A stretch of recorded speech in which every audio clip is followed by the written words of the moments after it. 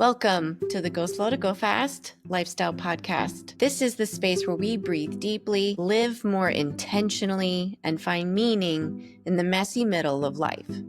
I'm your host, Kendra Chapman, mom of triplets, busy professional, caffeine lover, and a big believer in slowing down so we can show up fully. If you're a busy human navigating life, career, family, or all of the above, you are in good company. We don't chase perfection around here. We build rhythms that support peace, clarity, and yoga, which is that comfy, cozy feeling. It's from that Danish mindset. So today we're shifting our focus to a topic at the very heart of my background, education. We're going to explore the concept of hope and talk to a seasoned educator, Dr. Donita Grissom. She's a global consultant, speaker, author, professor, and she's a highly passionate educator. She is spending her time these days advocating for meaningful change in the educational landscape around hope.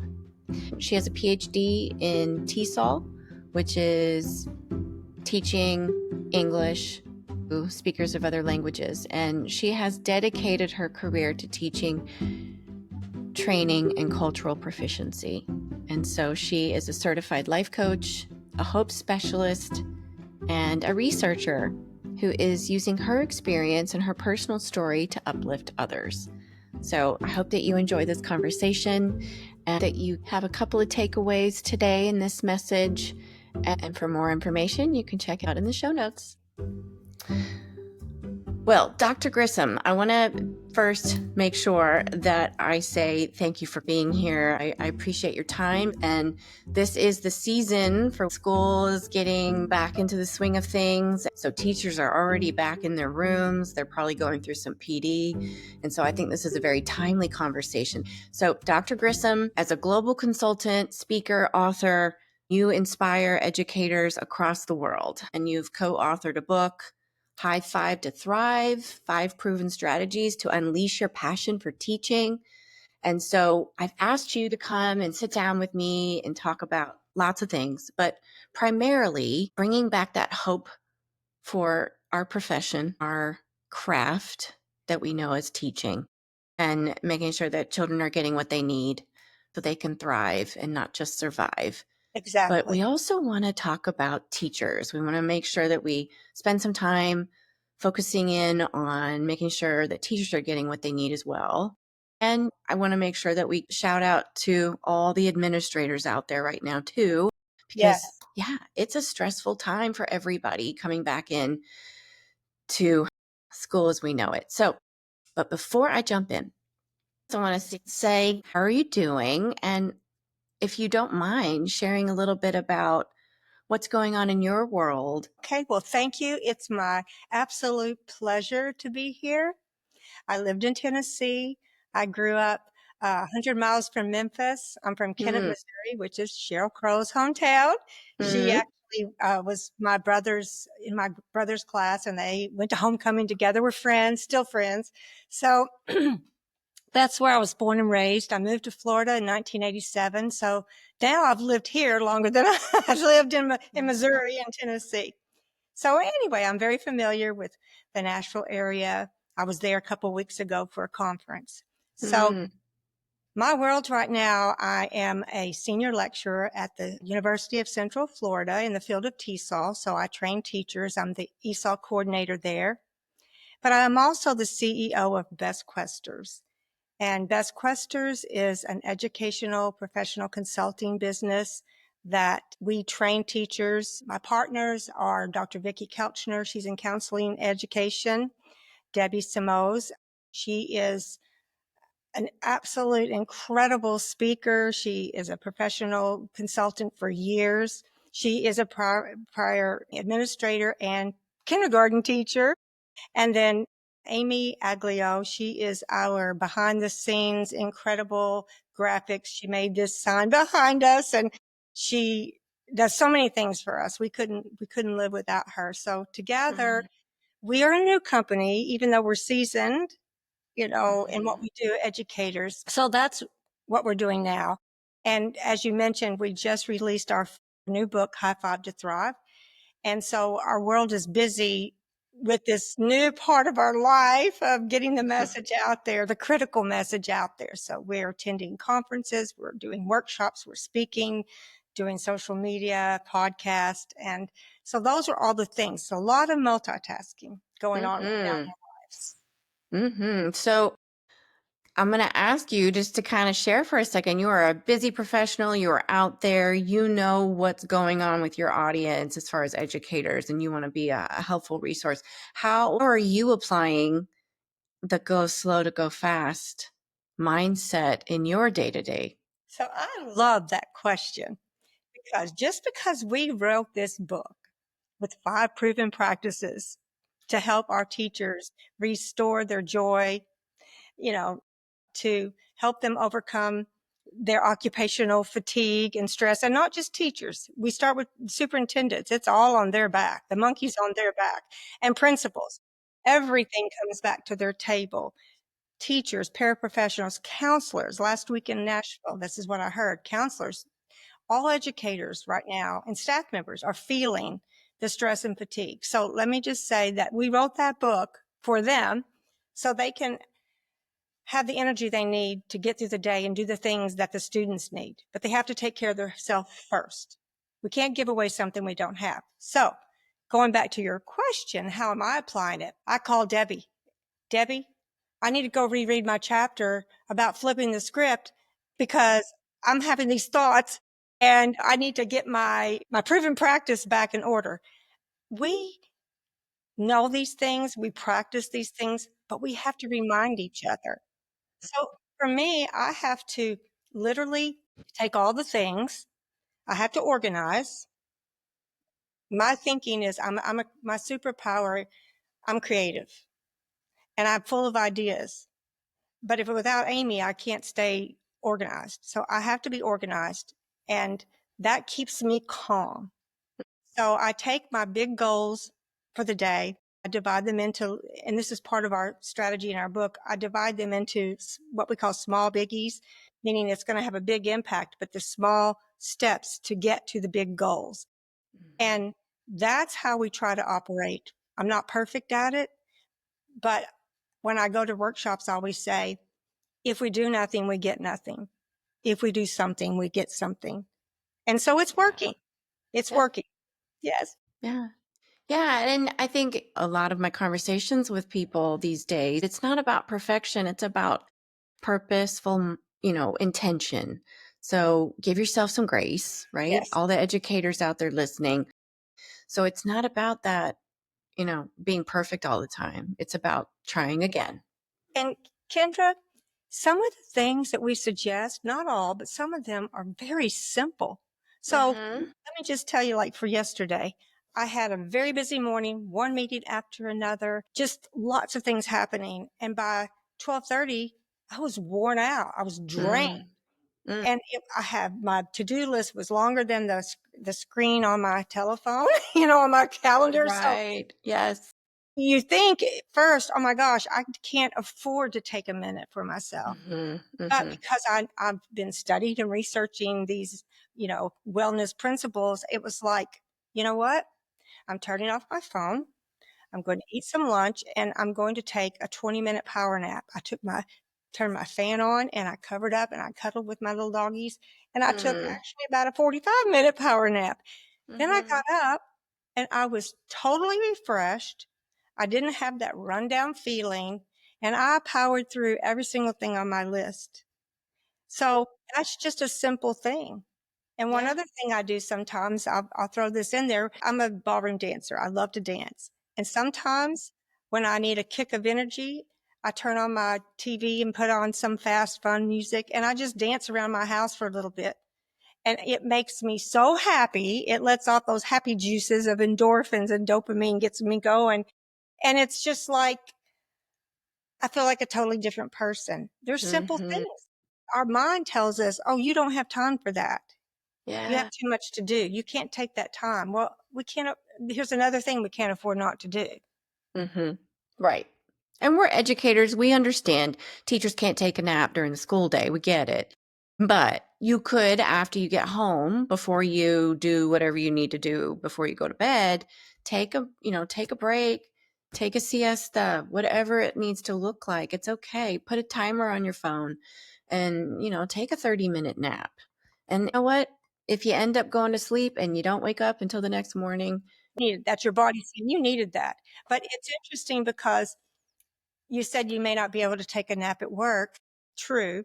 However, in our book, in chapter 4, Dr. mhm, Felchner writes about developing a cool, calm kit.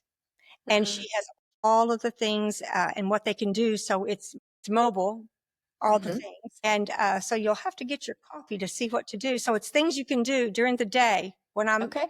where they're having that dream not so true day, we call it, Mhm, mhm, items that would be personal to them, mhm, little things that they can do, and it will be the effect of that reboot of taking a mhm. nap perhaps, or getting your mind focused on something that's happy instead of the stress that you're feeling right in the moment. So you can deal with whatever it is with that student that you need to deal with, but do it in a restful, peaceful state. So you had Mhm, full focus and all mhm. this, everything will come to you. Because if you try to do an anger or anxiety or stress, you're going to just react.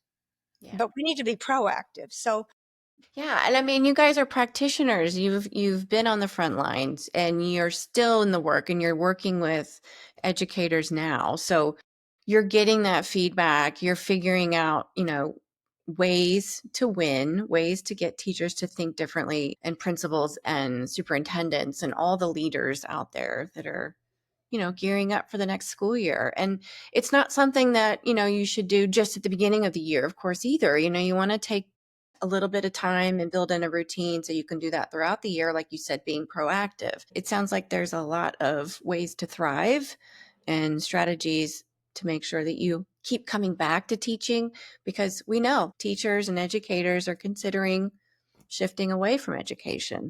oh, it is happened and it's happening. There is a Mhm. teacher shortage. People are leaving day by day. Mhm. Some of the teachers have left because of the lack of funding. And of course, that's a really hot topic right now. It's went and then it came and we don't know if it's going to go again. And it's causing tremendous stress Yeah. in the whole education world. The leaders are feeling it, and what do we do? And so now we have the funding. So now where do we apply it and how Mhm. we operate through the day so we can still show up for our students and get their success? Teachers Right. are are asked to take care of the children and meet all of their needs. But the thing is, if they walk into their classroom with stress and tension, it fills the room with stress and tension, and the children can feel it. Mhm. So when the children feel stressed and they Yeah. feel all the anxiety from the teacher in the room, not because she can't doesn't do it on purpose, but they feel it, then it makes the children stressed out and tense. And what happened is this area called the amygdala, it's in the back of their brains, it shuts off and nothing's going in, baby. So you're not Mhm. going to get what you want to get, what educators, what leaders, what everyone wants from our students. Right. So what I hear often from leaders is that, well, we can't afford the time or we can't afford the money to give our teachers this wellness, self-care type of professional development. We need strategies in the classroom and, all these assessment strategies and all of these things. Well, those are Mhm. important, Mhm. Mhm. but I say we can't afford not to. Right. Because our teachers are human, our students are human, our leaders are human. We're dealing with human beings. Mhm. So if you want that end goal of student success and achievement and teachers to be the best that they can be in the world that we're in now with all this stress and tension and anxiety, well, I say we can't afford not to attend to the teachers and what they need for themselves as humans so they can show up in those classrooms, have those safe environments where the learning is going to thrive because the students are having fun. They don't feel stress or tension. And that's what we at Best Questers with our book, High Five to Thrive, our workshops, that's what it's about. That's what we're about. Right. We need to give this to our teachers and our educators, principals. You need it. Principals, Yeah. superintendents, everyone in the school community, parents.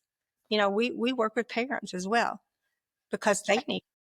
Yes. And Yes. and let me just say this next thing. I'll say all of these things we suggest. It's not an overnight quick fix. I always tell people, if you have a motivational speaker and they come to you and say, you do this, one or two things, and everything in your life is going to be okay, run from them, because that's not true. Mm-hmm. Mm-mm. We make it very clear in our book that the suggestions that we make are always a choice. But as I said earlier, if you do nothing, you get nothing. If you try something, you will get something. You will get results. Mm-hmm. And it takes time to develop habits. We talk a lot about developing habits, and we give strategies on how to do that. We even suggest don't try to do all this at the same time. We, we've been in those classrooms. We've had those days. We've had those situations, and we know you don't have time in your day to do everything because that's what's making you stress out. Right. We're there to help you. And one big notion that we have is follow up. So when we do things with teachers, we love to incorporate follow up as well. Get that community, because one of our other chapters is about connections and developing strong connections. And we give a lot of ways to do that, all the science behind it. And we try to do that as well. Mm-hmm. Right. And, the rhythm of a regular school year is typically professional development in the beginning of the year.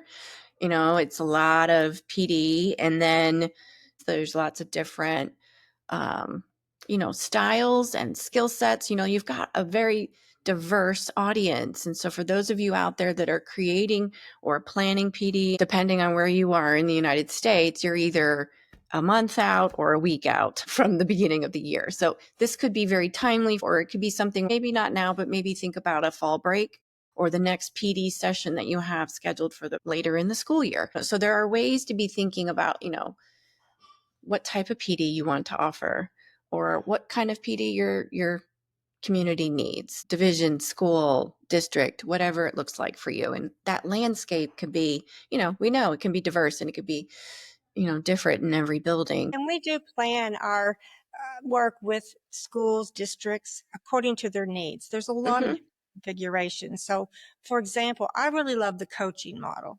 Mm-hmm.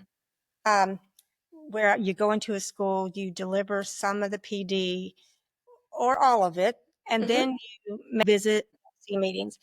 And so you help them develop their own plan together Yes. as a team in a community, which is so Mm-hmm. powerful because we say we're better together, and it's the truth. Mm-hmm. There's such research about working together. And a lot of times in schools, I know for me, I was in isolation a lot because I was the only ESOL person on the campus and had a lot of other duties that besides teaching, all the Right. testing and the paperwork and the state requirements and the whole bit. And that doesn't work. Mm-hmm. We work better together, divide and conquer, and even just those social interactions that will help us. Those are things during the day that help us to have those small biggies. Mm-hmm. So the coaching model is one way. Another way is just to have the big keynote. We also do a lot of virtual follow up. So if I can't be there in person, it doesn't matter. Mm-hmm. Why we went to Hawaii and we did some PD there, but we do virtual follow ups. So there's a lot of Mm-hmm. different ways that we can do this, but we Yeah. need to do this. We Right. have a workshop we're doing now called Stay and Thrive. And so it's very interactive. It's very fun. It's 70s based. We say everybody Mm-hmm. come in your favorite 70s outfit. And we have three different learning groups, and then we take turns. And so we have our own Mm-hmm. little song. And anyway, we make it fun because they need to have fun, but we're giving Mm-hmm. them all the tools that they need. So Mm-hmm. that's one thing for a big group or whatever size group, we can do that. So there's a lot of different ways. Just be creative about it. Yeah. So anybody out there who is looking to set up some PD for your district or your school, you can definitely get in touch with Dr. Grissom. And it sounds like you're very flexible, and, you like to personalize the type of professional development that you provide. So that's great. You give us options Because I know, you can't always bring in a keynote, but you might be able to provide some, extra check-ins virtually, and that might be more within your budget. And we want to help. So we definitely want to hear from you, and we want to sit down and let's talk about your needs and how we can help make those happen. Yeah, absolutely. So, Dr. Grissom, besides the book that you've recently published with your co-authors and all of the speaking engagements and professional development that you're involved in, what else is going on? Do you guys have any other plans for future support? Yes, we do. So Dr. Kelcher and I started a children's book about hope, and it goes along of how to incorporate a lot of the strategies that students need in the classroom, their holistic needs, we'll call it, to help them with keeping themselves in the state of mind and the present so they can learn. And Mm-hmm. so, but we wrote the book for teachers first because the teacher has to deliver these things. And then we're working on a book of how to do some of these strategies when we teach about social emotional learning in the classroom. We're going to be developing a guide that helps teachers know how to do this without adding something extra to the day, weaving it and infusing it into their daily routine at school. So yes, Mm-hmm. it was some professional development, but past that, you weave it in. And so we're Mm-hmm. working on that, and because we're finding that's a great need. Teachers are aware that students need this kind of help, but teachers don't know how, and so they see it as something extra instead of something that we can infuse. So we want to help them to do that. Right. Working And on I could see school counselors sitting up a little bit and listening as well to yes, some of these options. and then obviously in the future, as if we don't have enough to do, we Mm-hmm. want to take our High Five to Thrive notions to the workplace, Mm-hmm. to parents, to teenagers. We're going Mm-hmm. to create books that go to different audiences. But we started with teachers because we're teachers and we relate Mm-hmm. incredibly. When we go to the workplace, I ran legal offices for over 20 years and I did legal work before I was an educator. Uh, so I connect there, and all of us have worked in workplaces, corporate world. And that's what the world needs right now. We need more support for teachers and educators, leaders. Every one of us in the whole wide world, we're doing what we're doing today because we had teachers. So I feel like teachers are the foundation of our societies. Oh, absolutely. And Yeah. so we need to give them what they need the most. Yeah. We Yeah. call it the gift that keeps on giving, like Hallmark. Right. Well, and that's, a little cup of hope, a little, infusion of hope is something that we all need. So if we're having a bad day, no matter what profession you are in, but if you are not a teacher, I hope that you're thinking about teachers as they transition back into their workplace shortly. It's interesting to think like we live in our little corner of the world, but I'm sure there are lots of educators out there across the world that could use this message as well. Well, you mentioned hope, and I just would like to say that two of my chapters that I heavily wrote with the help of my partners, but that is about hope and hope theory and how to apply that in our lives. And so people don't always know what hope is. They think it's like Mm-hmm. a wish. There's nothing wrong with wishing for something, but that's not actual hope. Hope is a part of the psychological, positive psychology uh, field. And I've studied hope theory for years as my dissertation topic. And I had a terrible life event that sort of steered me in that direction. And that could be for another day of how this all happened because it's a long Mm-hmm. story. But through my personal earthquake, I say hope found me. And I began studying everything I could on hope theory. And so that's the foundation of a lot of the strategies we use because hope can be learned. It's something all humans have the capacity to do. And when we are operating from high hope levels, which we can measure hope as a matter of fact, they are happier individuals. They set more goals. They realize more goals. children with high hope levels, they will on average have a whole grade letter higher in their grades than children with low hope. They have less discipline problems. They're just happier people all around. So, and there's many, many more benefits, but I just want to put that in there. There's a lot of what you will learn from us and from our book is how to apply these hope strategies in their lives and see those benefits. Yeah, and not to throw you off, but I'm wanting to unpack that a little bit. Your dissertation, did you see any correlation between hope and resilience? Did you get into any of that? So I did my dissertation with illiterate Haitian people. Mm. And it was fascinating because what I learned from that is, first of all, their problems and goals are not the same as people in Western society. Their goals every day is, oh, I need fresh water and I need food. Mm-hmm.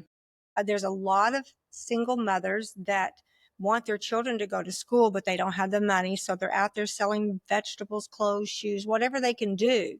Their goals are different than ours. Right. And their hope levels were just a little bit below mid-level. So in our thinking, we might think, oh, they probably have low hope. Not true, because they learned how to, like I said, to work with their goals, with the strategies. Basically, they learn from their elders. So that is embedded in their culture. So their goals are very prevalent because of their culture. Then their strategies are built in their culture. So therefore they feel like, well, I have the strategies. My grandfather taught me how to plant a garden, right? My mother taught me how to sell. And so they don't know anything different. They're not sad because they're not going to college, because that's not a part of their culture typically.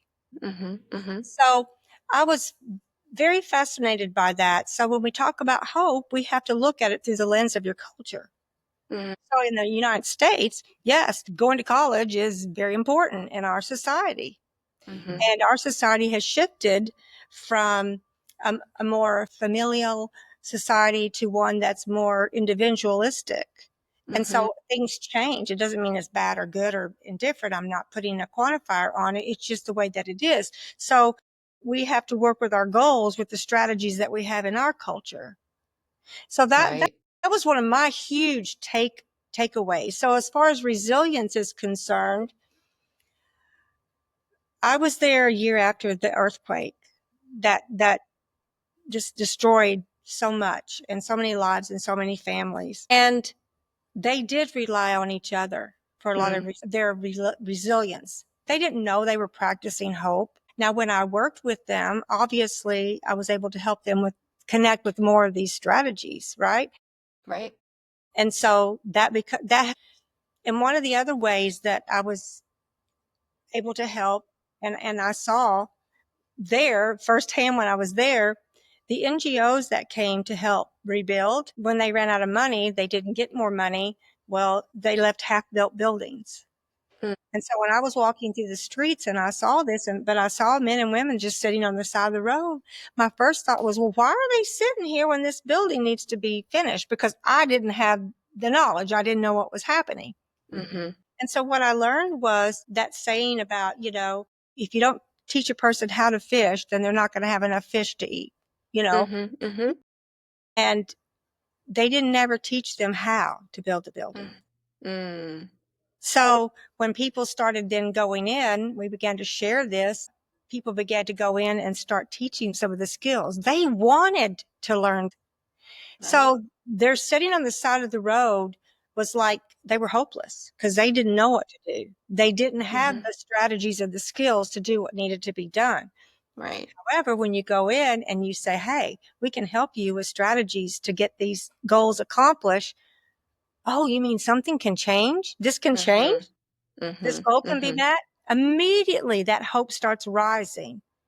They may not understand it yet, but then when they start to learn how to, you know, build steps, build this, do this, that, whatever it is that they need to do for their goal, their problem, then their hope levels just rise so much. Yeah. So that's how I saw it in that particular culture. Yeah. Yeah. I think definitely results driven strategies are going to keep somebody coming back and trying again, trying something new. So Yeah. our hope theory strategies can be for anyone, anywhere. I rely and work on Dr. C.R. Snyder's theory of hope. It's the most researched theory and proven theory. And so that's my foundation. It changed my life. Mm. When I started learning and reading, I started applying these strategies in my own life. And so now Dr. Snyder's no longer with us. Dr. Shane Lopez, then he was Dr. Snyder's graduate teaching assistant. And so he wrote his book, Making Hope Happen, during the time that I was doing my research. And so I contacted him and he helped me so much and he agreed to be on my dissertation committee. And so he changed my life so much. And then he passed away early. So now to me, I get I get emotional about this. I feel like it's like, well, he's handed me one of his batons. It's my mission. I have to do this for people. Yeah. And so Right. this is why I work so hard, because I feel like because of my personal earthquake, because of the way hope found me, and what that, in a nutshell, I lost my husband. He was helping to teach people in Haiti how to do things. He was a contractor and he lost his life doing that over there. So that was like I said, I won't go into all the details, but that's how this started with me. So it's very personal to me. Yeah. I mean, you're continuing the message of hope Yes. and taking it into the next chapter of your Yes. life, and that is amazing. That's a wonderful message. Giving seeds of hope wherever I go. I get the opportunity to work with, I've done this before about a year ago, but I just got a project. I'm going to be working with teachers in Russia virtually Mm. with the State Department. And I'm so excited about that because they have their own heartaches and Yeah. problems and issues and goals for their education. And so I'm going to get to help them That's again. amazing. That's So, amazing. and their students, so I'm excited about that too. Yes. Well, this has been such a gift. I know your time is precious. Before we close, is there anything else you want to make sure that you share with the listeners out there? Well, I want to make sure that maybe you'll have it in your podcast notes, but that they get a copy of High Five to Thrive. It's available on Amazon. It's Okay. available in ebook or this, paperback book on Barnes and Noble or Ingram Sparks. Yep. And for more information, you can contact us at info@bestquesters.net, or you can email me personally, Dr. D. Grissom with the M @gmail.com. And you can call me. I answer my phone, 407-417-2765. And we will be happy to help you just discuss professional development needs, coaching, uh, whatever you need. So much. And I'll make sure I put all that in the show notes. So if you're driving out there, listeners, please don't worry. We'll get that information to you. Just check back in the Appreciate show it. notes. Yes, And Kendra, ma'am. I just want to say, I love your spirit. I love your demeanor. I love what you're doing in your podcast. I've been listening. You're bringing so much to people. Thank And you. they need what you're giving them. So thank you. And thank you for having me. Yes, absolutely. I think the world needs your energy, and I hope I can continue to put out positive, hopeful energy as well, because I think we all need it, whether you're an educator or not. I'm hoping that you're going to take something away from this conversation and add it into your practice today. So thank you so much. Thank you again, Dr. Grissom, for being here. Yes. That's it for today's episode of the Go Slow to Go Fast Lifestyle Podcast. What an inspiring and empowering conversation I had with Dr. Grissom. I hope that you also felt the same as you are joining us today. And I just want to thank Dr. Grissom for reminding us that hope is a choice, and it is also a powerful tool for leadership and personal resilience. So I'd love to hear from you. What's one thing from our conversation today that you're going to try this week to help rekindle your sense of purpose? Whether you're an educator, parent, busy professional, someone who's just retired, and now you're going to have a different phase of your life. What are you going to do moving forward to make sure you continue to have purpose in your small and big moments? So let's keep the conversation going. Consider emailing me or visiting my website or DMing me on Instagram. All that information's in the show notes. You can check out my Instagram. It's at Coaching with Kendra Chapman. And tag us, tag Dr. Grissom and I in your refresh journey. I'd love to know how it's going for you. And let's walk this season together, whatever it is, whatever season you're in. Let's be confident and purposeful and give ourselves a little extra grace as well. And if you've loved this episode, I hope that you'll consider sharing it with a friend or two, or everybody you know who needs a little moment of hope and clarity.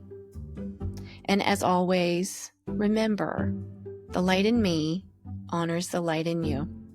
And as you head into the rest of your week, let your light shine through. And remember, go slow to go fast. Thanks for listening.